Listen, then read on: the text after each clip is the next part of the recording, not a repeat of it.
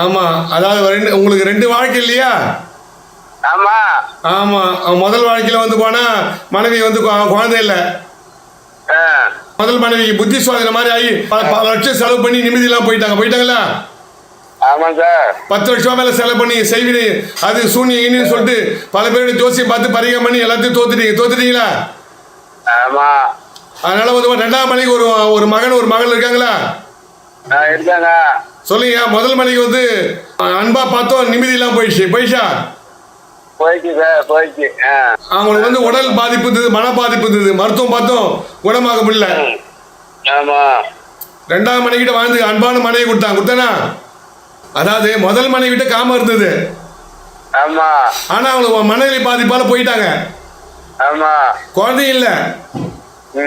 2ஆம் மனைவிக்கு ஒரு பையன் ஒரு பொண்ணுக்குது. அதுக்கப்புறமா கணவன் மனைவி அந்த காம சேர்க்கை இல்லை, கணவன் மனைவி அந்நியமா இருக்க முடியல. பல வருஷமா ஆயிப்போச்சு. நீங்க கூட இதுல பார்த்து டிவியில பார்த்து என்னென்ன வைத்தியெல்லாம் பார்த்து பாத்தீங்க, என்னென்ன மாத்திரை கத்திரெல்லாம் சாப்பிட்டு பாத்தீங்க. அது கொஞ்சம் கூட குணமாகல இல்லையா?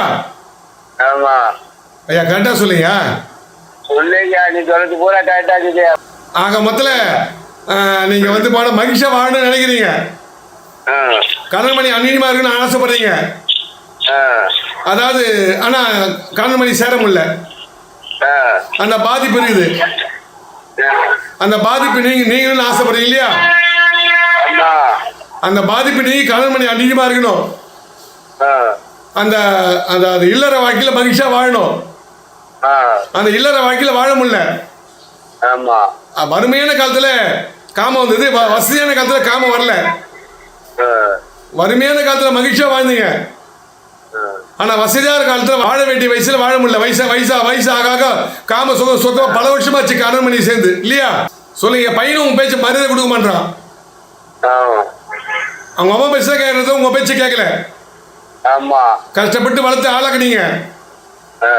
சொல்லுங்க. நான் பட்ட கஷ்டம் புள்ள படக்கூடாது, பொண்ணு படக்கூடாதுன்னு சொல்லிட்டு வாழ்ந்துகிட்டு இருக்கீங்க. வர வருமானத்தை நல்லா கொடுத்தாலும் மனைவி மக்கள் ஒன்று மதிக்கல. எல்லாரும் ஒன்று மதிக்கணும். மனைவி கிட்ட அன்பா இருக்கணும். மனைவி உங்க பேச்சு கேட்கணும். மகன் உங்க பேச்சு கேட்கணும் இல்லையா? நான் எல்லாத்துக்கும் வழிமுறைகள் பற்றி போதுமா? நன்றி, வணக்கம்.